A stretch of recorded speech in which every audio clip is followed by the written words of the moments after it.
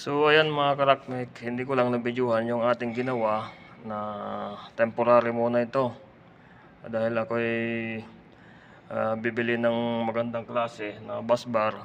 Ang nabili lang ng ating kasama ay pang temporary lang na materyales para malaman namin kung alin yung papalitan doon na ilaw sa loob ng bahay.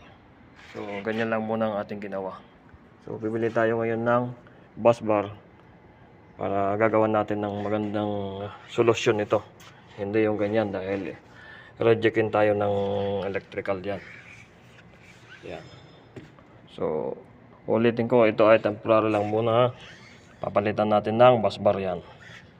Yung tatlong green yan.